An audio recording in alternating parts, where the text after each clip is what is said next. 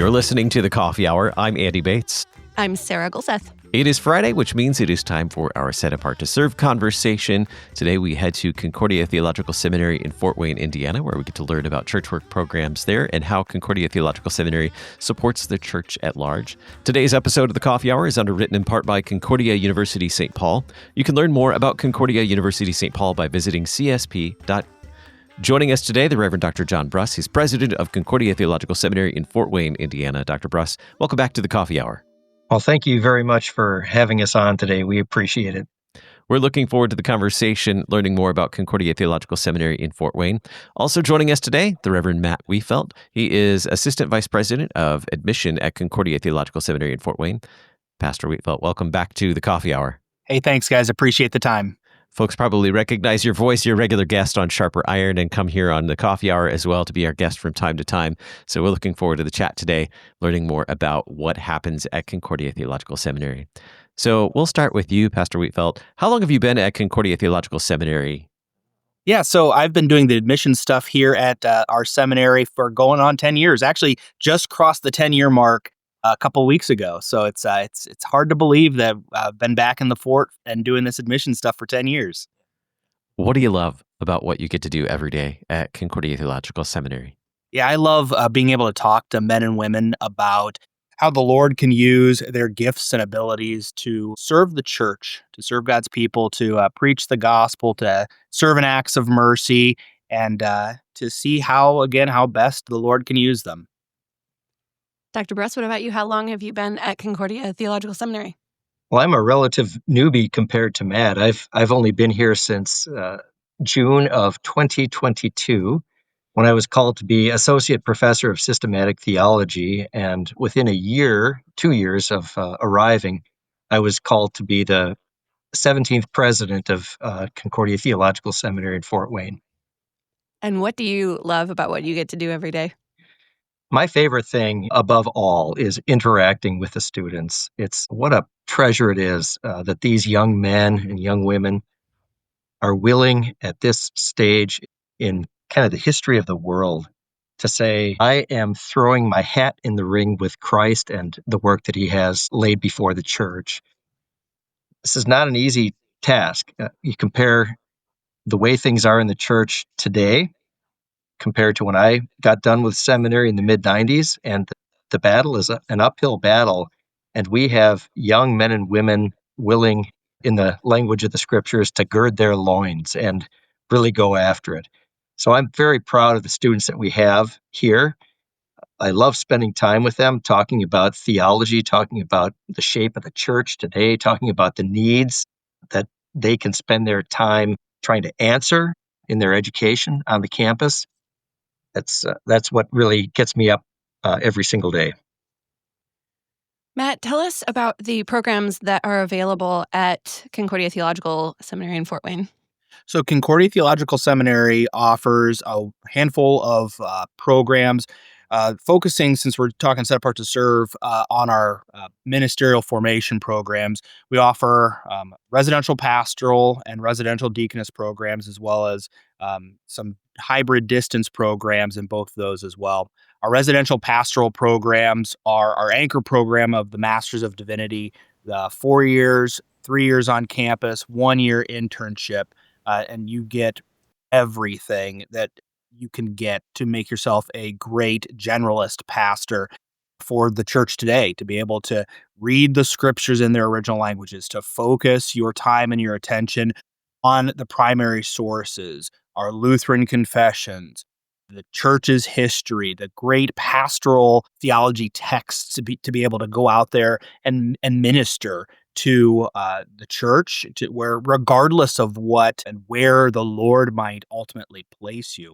Our deaconess programs, our deaconess residential program also is a fantastic program. It offers, it's a 3-year-long program, 2 years on campus, 1 year internship, and allows for women to be crafted in the area of acts of mercy, so that whatever skills and abilities they bring into our seminary, we can take those and help with God's Word, our Lutheran confessions, our liturgical heritage, be able to inform and form her to send her out into the church to lead the congregations acts of mercy as well. So it's a joy to be able to be in this task and to help folks find what the right fit for them just might be.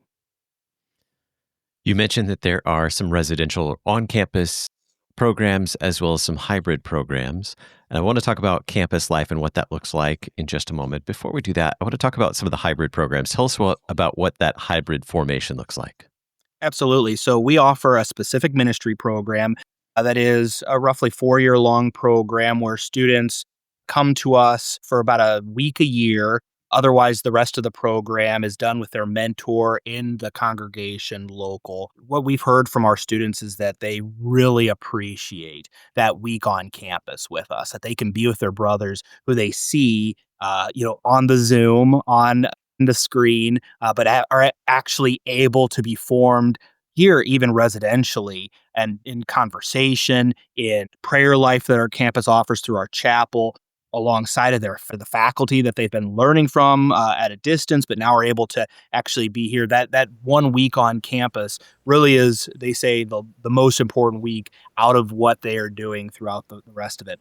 We also offer a distance deaconess program that brings the women on to campus 2 weeks for 2 2-week intensives throughout the year, and allows for them to also do their formation residentially, where they might be out and about in the church. Many mothers, teachers, women who desire to serve the church and to figure out how they can take, again, their skills and abilities to be able to use that for the Lord in the areas of acts of mercy. These women, too, thoroughly appreciate the weeks that they're able to spend on campus, seeing their sisters face to face, being in person, again, being formed by our chapel life, being formed by the faculty that are able to engage with them then in face to face, in a face to face mode. So both of those programs, while they might be distance, the students continue to say how important that in person residential component of those programs are. That is absolutely true. If I could just tack on to what Matt was saying, we do find all the time. So I was able to teach a couple of SMP cohorts, and the time that they most appreciated, the time that they loved the best, were those times when they could get onto the campus. And I've seen these classes come through again. They come through with great joy. It's a blast to see their friends. The worship in the chapel is truly inspiring. Do want to just point something out as important as, say, the SMP program and the distance deaconess program are. Only 16% of our students are taking coursework online. We really lean into the residential program on our seminary campus, and that is borne out in so many ways. We are together every day in chapel, where we hear one another confessing Christ into the ears of each other. We have a really strong community in this place. The students are comrades in arms, if you will, and they intermingle with the faculty on a regular basis every single day. Our faculty live close by, so they're on campus from standard work days plus evening times. So there's an awful lot that gets generated here in the on-campus community, not least of which is the ongoing conversation over the two reasons why students come here. Number one is the theological content, and number two is how this applies to the lives of souls seeking the confidence that is given to us in Christ by his death, resurrection, and through his means of grace.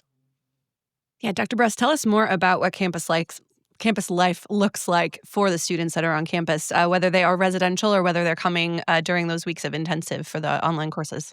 Sure. Let me start with the ones who are actually residential. And when we say residential, we mean two things. On the one hand, we mean single students who actually live in ctsfw housing.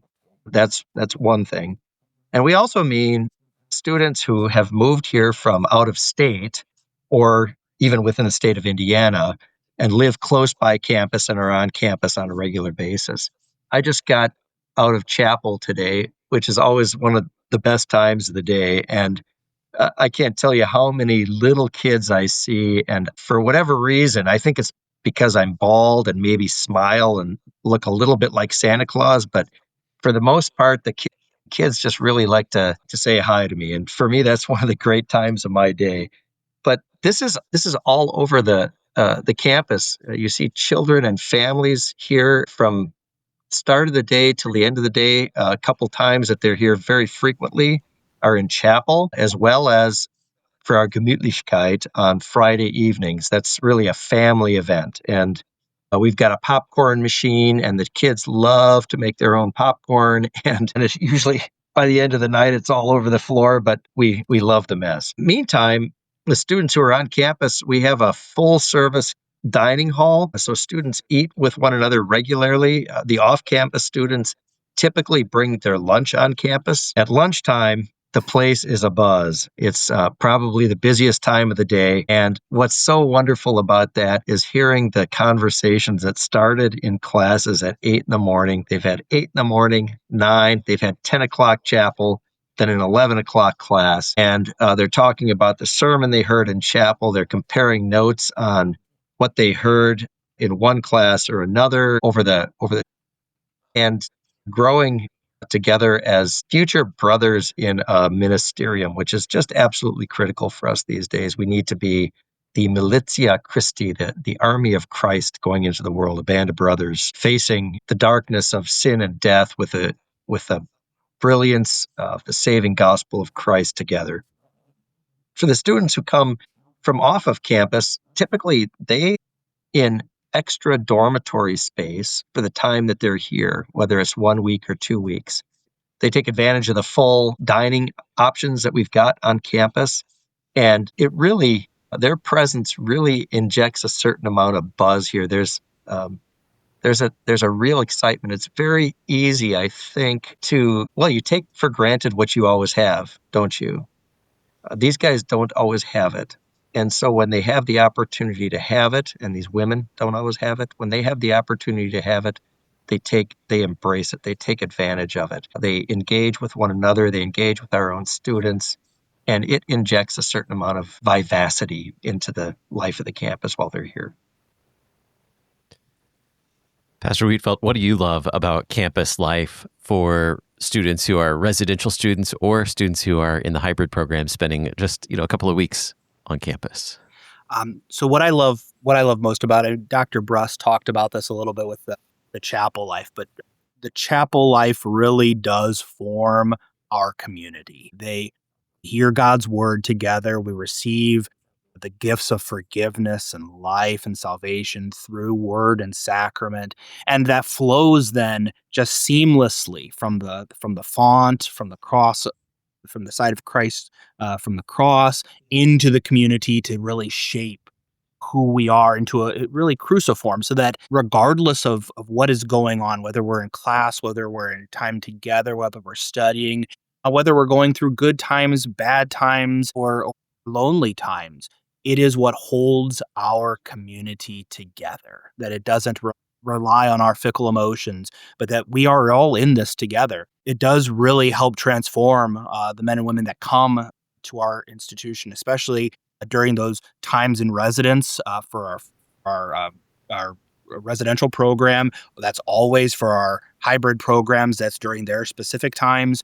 But it does transform them to allow for them to really look outside of themselves and to help prepare them for the task that's at hand, that they are going to be preachers of the gospel, that they are going to be leaders in acts of mercy, that they are going to go out into a church, many of whom are going to go to places that they do not know about yet, and be used in many and various ways by the Lord, but to do his work, to bring word and sacrament, to sit by the bedside of many loved ones as they are breathing their last breath, to be able to comfort and to support many and various individuals, to be there in the good times and the bad times, because they've already experienced that together as a band of brothers and sisters, in order to really show what that light of Christ is, first here as they are in person, and then as they go out into the communities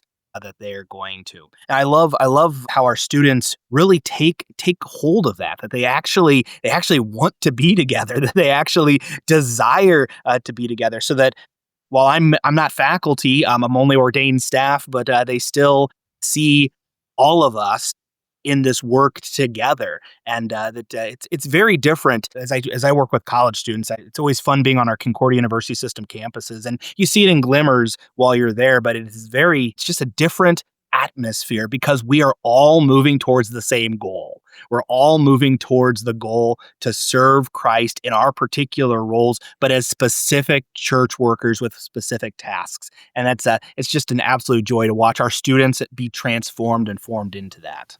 I would, if I can just add to what Matt is saying there, which was so good, I would say that one of the things that you learn when you get to a parish, and one of the things that you learn as you go through the Christian life, is that there are certain things that you believe, teach, and confess. And then whether most of us are just brute Germans, so we don't get it. So the Lord has to teach us it by experience. And one of the things that is so wonderful is we know that our faith hangs from the word of Christ being proclaimed publicly. We know that it hangs from the font. We know that it hangs from the altar. And we know how we're built up intellectually. We know all this through the gathering of the saints. But our students, the reason this is so formative and transformative for them, the chapel program, is that they learn this by experience. It's no longer just an intellectual idea. It is now their lived reality. And this, I think, makes them very prepared to go into a situation where that may or may not be the case. If it is the case, to sustain it. If it's not the case, to create it. We're talking with the Reverend Dr. Jon Bruss and the Reverend Matt Wietfeldt from Concordia Theological Seminary in Fort Wayne, Indiana. For our Set Apart to Serve series, we need to take a quick break. You're listening to The Coffee Hour. I'm Sarah Gulseth. I'm Andy Bates.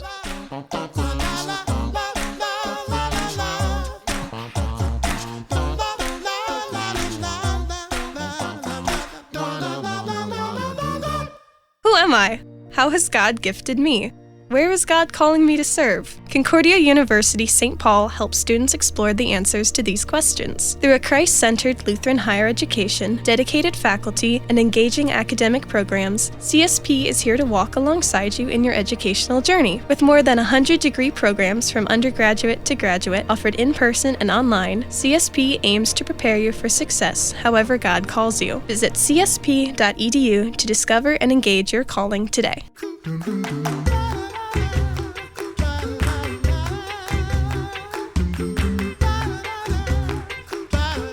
Welcome back to the Coffee Hour. I'm Sarah Gulseth.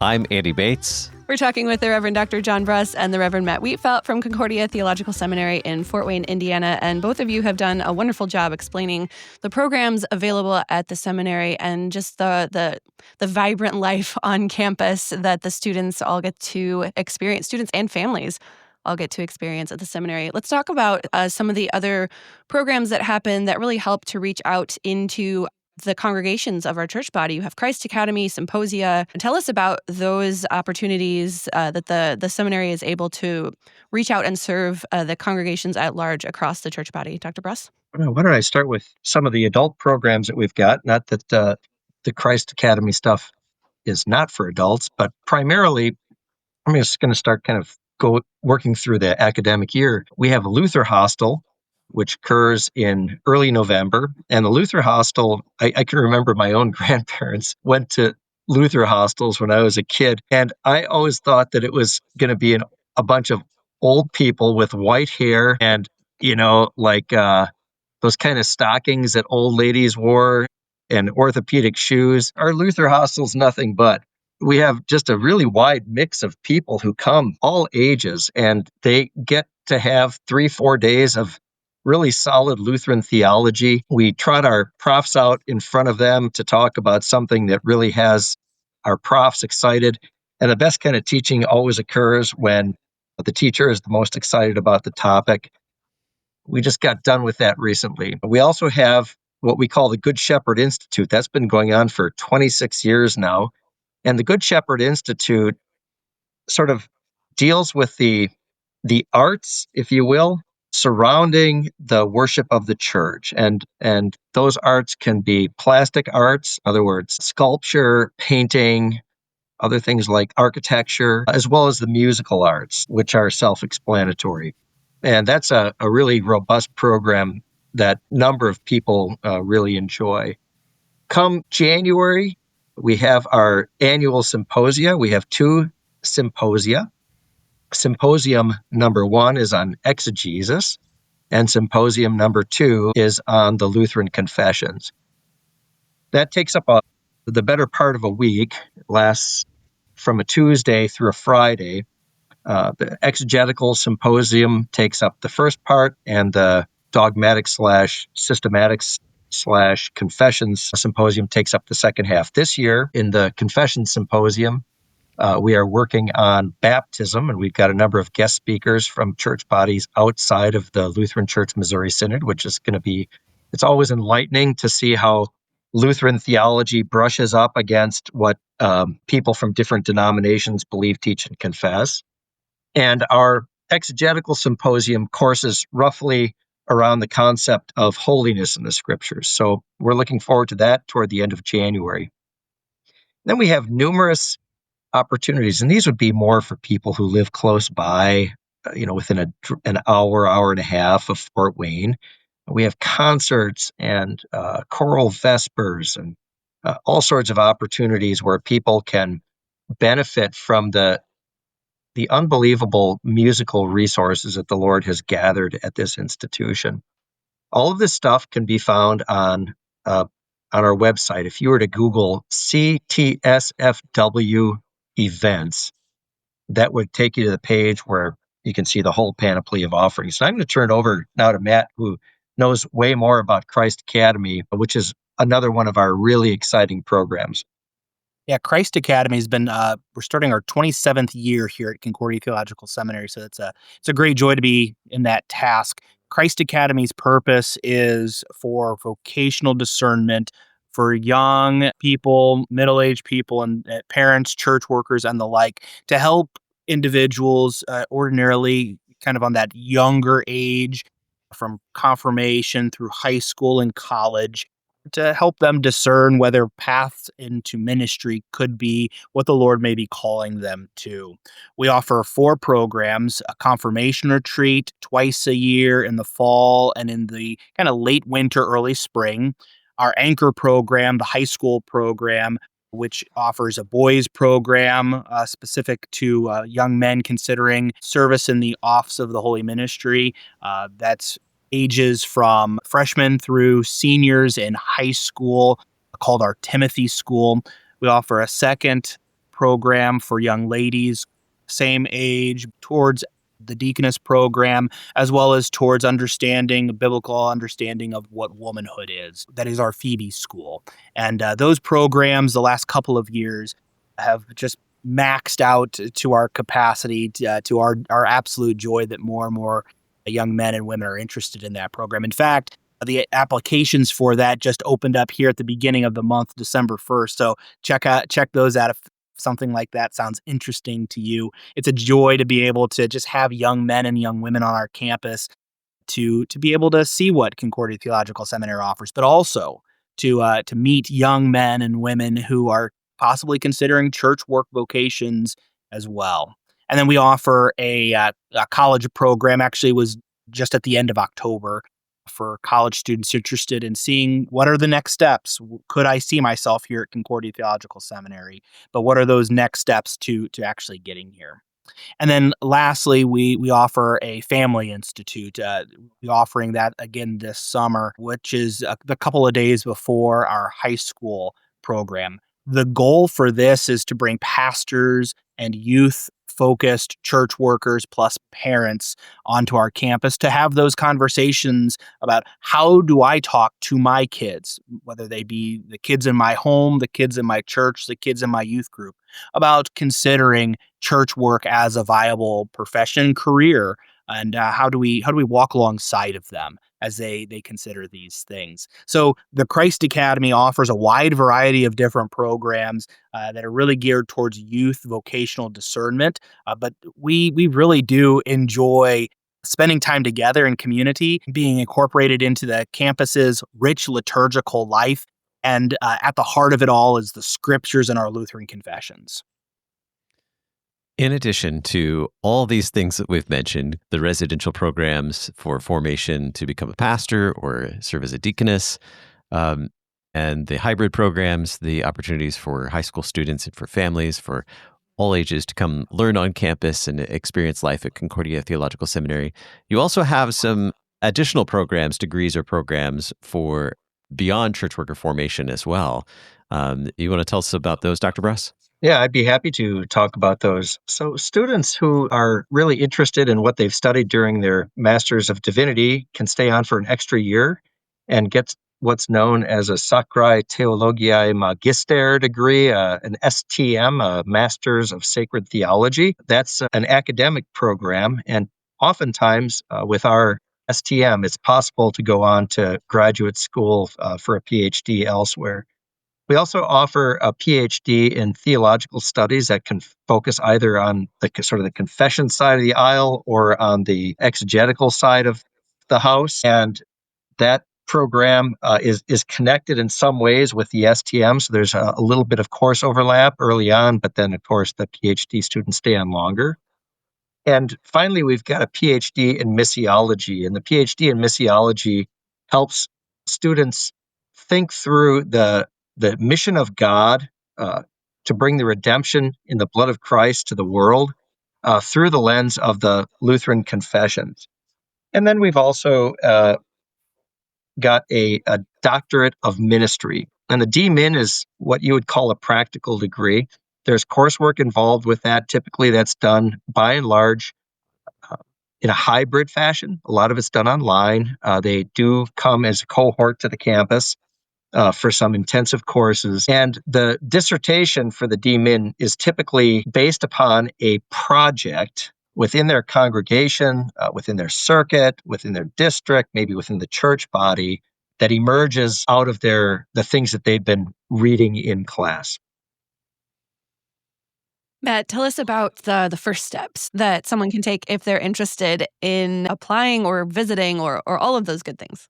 Absolutely. We offer a handful of different visitation styles and options for our students. I already talked a little bit about the Christ Academy College, but we offer 3 prayerfully consider visits that are admissions focused, one in the fall, one in the spring, and then one over the summer. That's a little bit more family oriented, that you'd bring your whole family. They get a chance to experience the whole of Fort Wayne and the like. So visit. I stress that enough. Visit and see what this community has to offer. Within that same visitation kind of realm, we also do offer individualized visits too, that families, couples, individuals can come, and we can craft a schedule around your wants and your needs. Dr. Bruss? I would say that no matter which program you're considering, you ought to come to the campus. Absolutely. There's so much to be gained from that. You gain a sense of the culture. You gain a sense of the liturgical worship. You gain a sense of the ways in which the seminary can help form you into whatever you want to go into, whether it's deaconess or pastoral ministry. But coming to the campus is utterly critical. And that's true if you think you're aiming for a hybrid course. Come to the campus. What the campus visit also offers is the ability to see how we as an institution will be able to care for you and your family as well. Time and time again, we hear from prospective students who are visiting, whether they're considering one of our residential or distance programs, how it is really impactful to meet all of the different individuals who can care for them. And in fact, some of our hybrid distance folks have even made the switch over to a residential program because they've seen just the amount of support that our seminary has to offer. Lastly, in way of what are next steps, contact us. Give us a call, send us an email. You can reach us at admission@ctsfw.edu. You can go onto our website and fill out one of our referral forms, our lead form, so that we can begin the conversation with you to help navigate what the Lord might have for you, and not to do it in isolation, but as church, to do it together. Be in conversation with your pastor, be in conversation with your family and other trusted individuals who also know you well and would be able to help lead and guide you. But most of all, please do contact us. We'd love to start the conversation with you. The Reverend Matt Wietfeldt, Assistant Vice President of Admission at Concordia Theological Seminary in Fort Wayne, Indiana. Thank you so much for joining us today. My pleasure, Andy. Always a joy to be with you both. And the Reverend Dr. Jon Bruss, President of Concordia Theological Seminary in Fort Wayne, Indiana. Thank you for being our guest. Thank you. It's been an honor to be with you for the last half hour. You can learn more about Set Apart to Serve by visiting lcms.org/SAS. You've been listening to The Coffee Hour. I'm Andy Bates. I'm Sarah Golseth. The Coffee Hour with Andy and Sarah is a production of KFUO. To support The Coffee Hour and KFUO Radio, visit kfuo.org. You can also text KFUO to 41444 or send an email to gifts@kfuo.org. And you can call us at 800-844-0524. KFUO. Christ for you, anytime, anywhere.